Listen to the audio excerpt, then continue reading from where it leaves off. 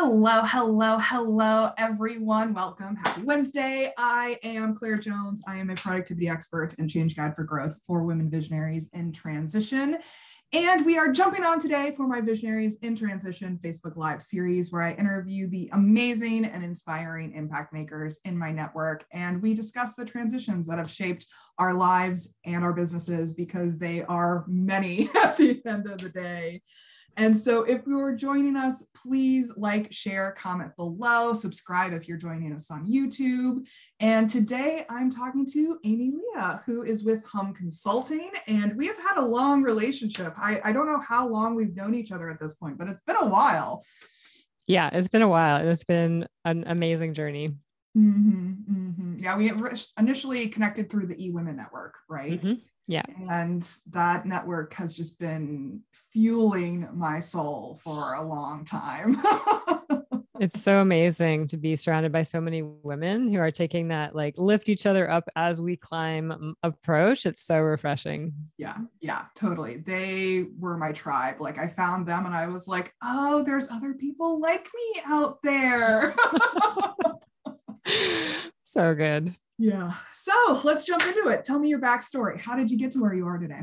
Oh gosh. Okay. Well, I'm going to start in my childhood, because the more I look at my journey, the more I know that it starts there. And it probably actually started in other generations or other lifetimes. But I grew up in a household. There's a lot of division in it. My parents, I love them both dearly. They were doing the best they can back then, but they struggled. And so they kind of separated for 5 years and then spent 5 years in a custody battle in court. And as a young girl who's also an empath, I absorbed all of that energy and really got to like despise tension. I not despise it. I feared it. I feared it. And created all sorts of funny behavioral patterns, as we do as humans, and went through my life avoiding conflict. So I would hold my voice in and just to keep the waters calm. But meanwhile, inside, I would be just like full of resentment or rage or anger or whatever. And then eventually I would explode. And this happened particularly in intimate partner relationships, family relationships, anybody that was really close to me. And I thought it was just the way I was. I was like, well, I'm a feisty Italian. That's just what I am. And I'm also shy. Like I just labeled myself with these things. But I got to a point in my life, I was in my mid-30s and my father had just died. And I was leaving my third long-term relationship in a very similar pattern. And something broke open in me in that moment. And I was like, I don't want to do my life this way anymore. And so that kind of opened up this whole door of looking inward. And maybe I'll talk a little bit more about that later, because alongside all of this, I was a facilitator. So I'm engaging with communities and hearing their stories and helping decision makers understand how to do things in a more healthy way that aligned with worldviews that were not their own, essentially. So in doing that work, I fell in love with listening to people's stories, essentially, but bringing people together in a way that helped each other really hear one another. And so I think that probably stemmed from, a skill I developed when I was young, learning how to listen, because I didn't do a lot of talking back then. Which was probably more of a survival mechanism to get through life. Yeah, I know what that's like. Yeah. So windy. I don't know. I am here, I think, for multiple different reasons. And certainly there have been some big transitions in my life that have helped me really hone and get more clear, and have landed me in the specific work that I do right now. But I think overall, the journey's given me a certain type of skill set to create safety so that people can share from their heart. I absolutely love that. I mean, I always say that our internal work is our external work and vice versa. Like, we teach what we had to learn along the way. right? Because we spent, it's the 10,000 hours thing, you know, like we spent Ooh. 10,000 hours learning to listen, or we spent 10,000 hours like transforming people, which is what I do. But that's because we had to do it for ourselves, you know, first.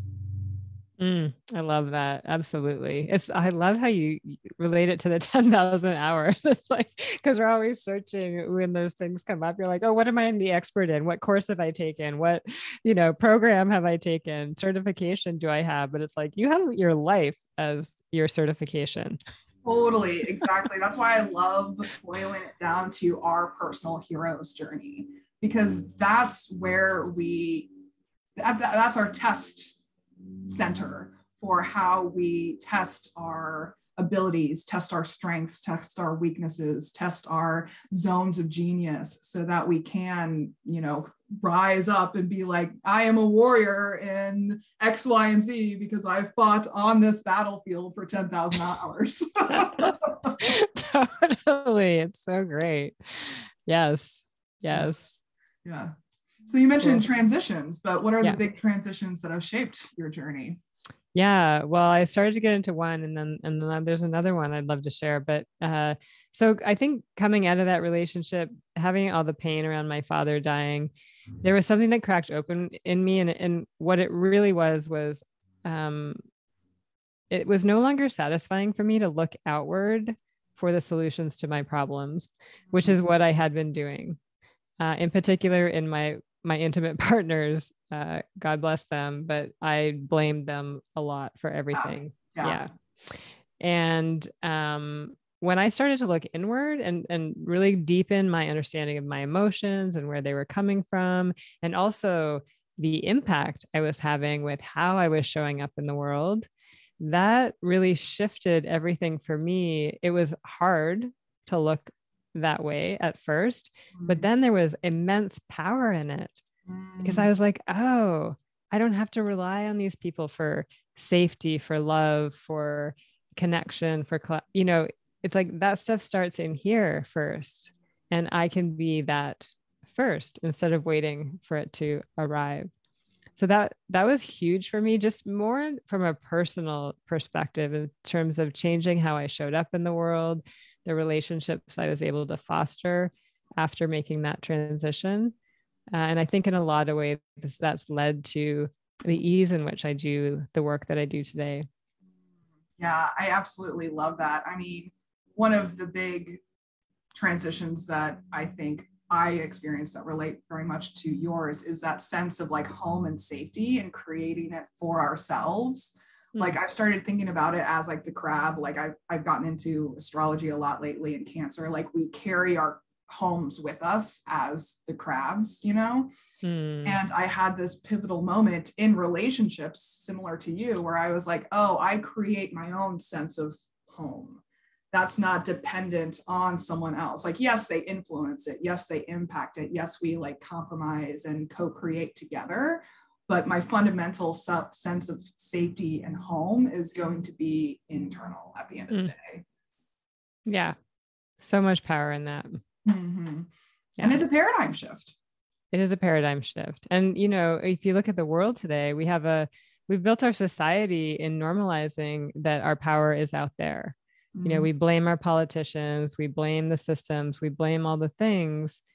And it's kind of this powerless and very painful situation to be in all the time. But when we can claim for ourselves that, I am safety, I am security, I am abundance, I am all of these things, the world changes and we don't have to rely on other people. Yeah.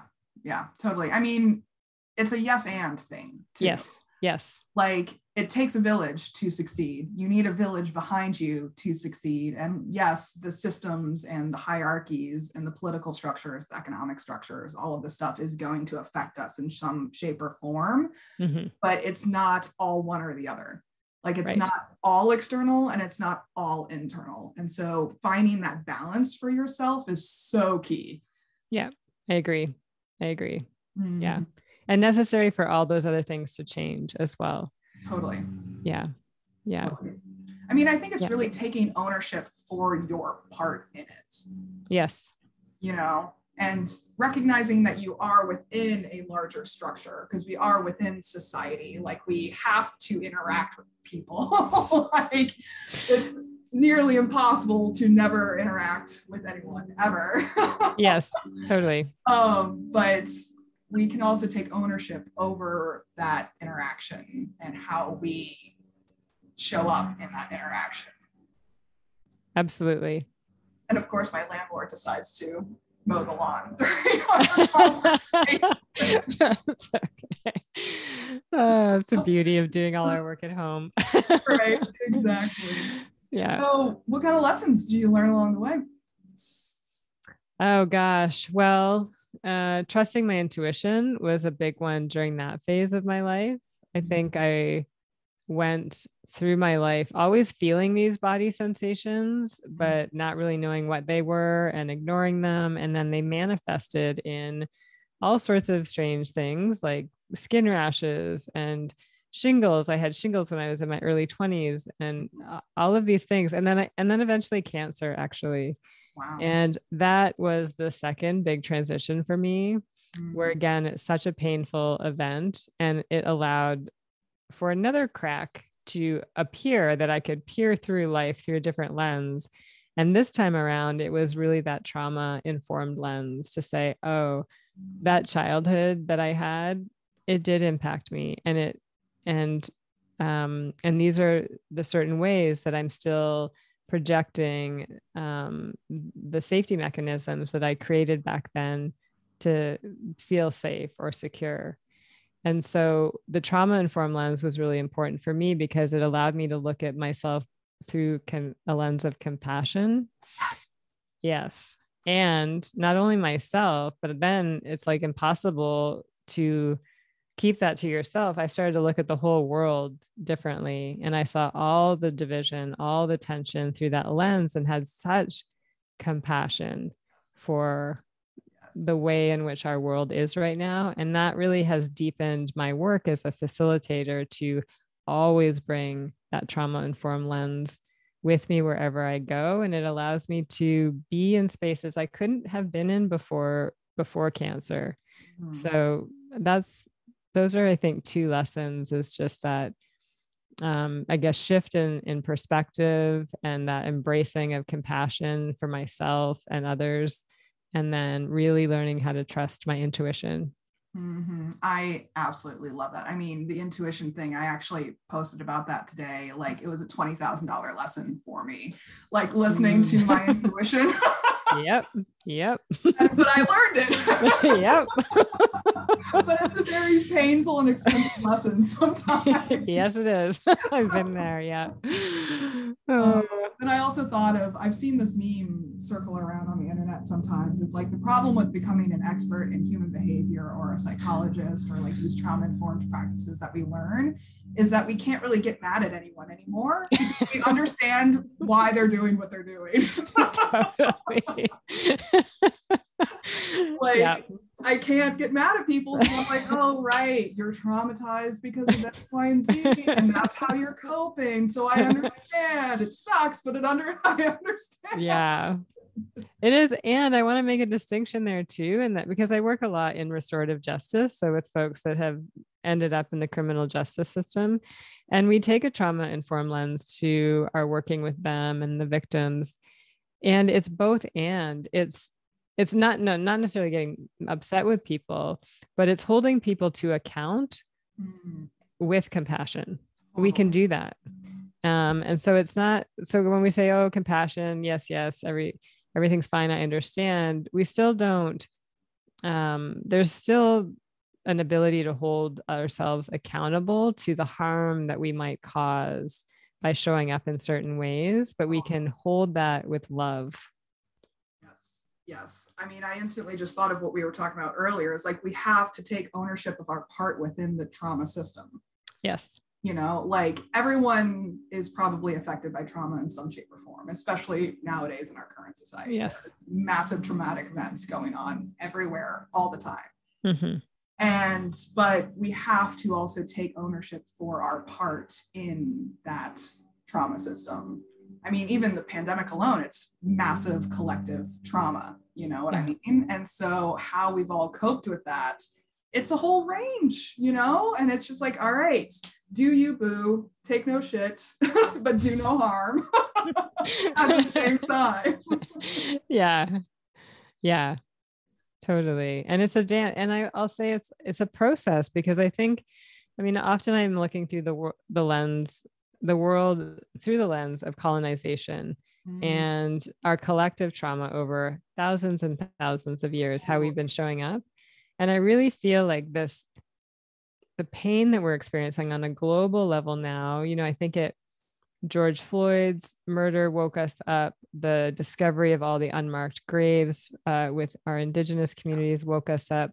The pandemic woke us up. And so it feels like my dad's death kind of cracking me open, or cancer doing that. We've done that on a global scale now. And so people are able to unpack things that they haven't been able to see before. And it's hard. It's really challenging, but it's creating space for a new possibility. Yeah, totally. And I just love that we're on this journey together. And that's one of the reasons why I'm so adamant about this series that we're doing, is because we're all going through it. We are all going through it. And that loneliness creeps in of like, is it only me feeling these things? Like, am I alone in this mire of shit right now? And it's like, you're not alone. We're in this together. We've all experienced this in different ways, and your experience is totally valid. Yes, 100%. Yeah. So that brings me into, what tools or practices did you use along the way to support yourself? So mentally, emotionally, spiritually, physically. Yeah. Well, so many.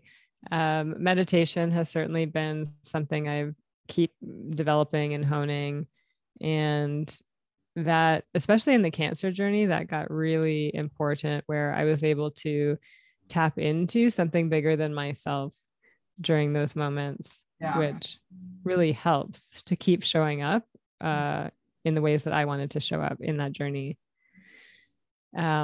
Support, receiving. That was actually another lesson of cancer, is being able to actually receive support. But I now carry that over into everything I do, my business, my relationships, like deconditioning myself to stop thinking that I need to do it all by myself. That's actually not the way we're meant to be. So circle, I mean, I work in circle, that's what I bring, but also having my own women's circles and those close friends that I can call no matter what state I'm in, and they will show up and support me in whatever way they needed. Yeah. What else? Nature. Nature is so important. Every time I go for a walk in the trees, and I make sure it's like in my calendar now, because I kept, like, months would go by and I was like, I really want to be that person who walks in the trees more often.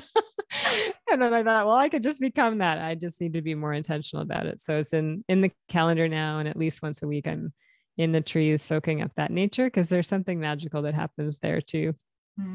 Yeah. I mean, nature is a huge unifying theme in all of these conversations that I've been having. It's like, everyone's like, I just need to go commune with the trees every now and then. Yeah. I'm like, yes. Totally. There's so much wisdom there. And I mean, I've benefited so much from getting to work alongside many Indigenous communities who are that's just part of their bones. It's in their worldview teachings that we are not separate from anything, from the trees, from the air, from the land, from the animals. And there's so much gift and wisdom there if we can just allow ourselves the space and time to connect in that way. Yeah, exactly. And you also named two things that I talk about all the time, is like meditation. I call it time in, that like internal self-reflection time, and then connecting time, and having that tribe of people that you can connect with and be nourished by and support one another. And it takes a village at the end of the day. It takes a village. Absolutely. Yeah. I think any community you're creating is, so worth being a part of, because you really do bring this lens that is so needed today. And you've done so much work that you can create that safe space for people to really just be okay with whoever they are, and walk alongside each other. So I'm so grateful for you and all the work that you're up to. Thank you. Thank you. Yeah. I mean, that's why we continue to meet up with each other, right? Mm-hmm. Yes. Over the years, it's like there's a reason why we're in each other's orbits, Yeah, absolutely. Absolutely. Mm-hmm. Can you still hear me? I'm getting all these notices. Sorry. Yeah. Okay. You're still good. Okay. Yeah. Great. Yeah. I mean, I think that's part of it too, is the more we get to know ourselves, as you were saying, which is part of this journey, totally, the more we attract in other folks that really align with who we want to be in the world. Yeah, exactly. Like your vibe attracts your tribe, right? Oh, yeah. I just made that up. I'm going to trademark that. I think so. That's a t-shirt. It's totally a bumper sticker. All right. Hashtag, I'm going to patent trademark. Perfect.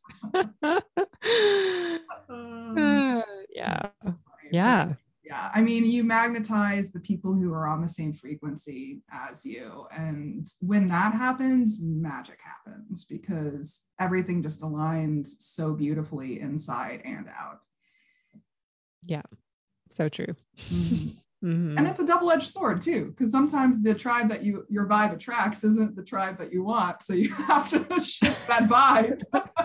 Yeah, absolutely. I still have some healing to do in the male department, I think. Just like, why does that person keep showing up? Oh, yeah. No, I feel that so hardcore. I'm like, why are you doing this? Exactly. But again, it's one of those things that you can't blame. You're like, this person. You're like, me, like, why? What's going on in there? Yeah. It's just so funny, because like I understand human behavior so much at this point that I can like instantly identify people's traumas just in like the first few text exchanges.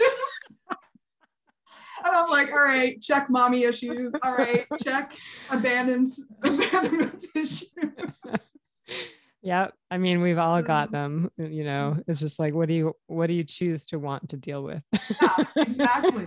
You're like, all right, what is the experience I want to have, and who is going to provide that experience or co-create that experience with me? Yes, exactly. Oh, so funny. Well, do you want to add anything before we wrap up for today? I just want to say to whoever's listening, loving ourselves is the way to healing the world. And so if there's concern about the tension, the division, the war that's going on in the world right now, I mean, I use it, and I encourage everybody to use it as a sign to love yourself more and find ways to do that. Yeah, I mean, self-love is foundational. It's the foundation that you build your skyscraper on. So true. Yeah.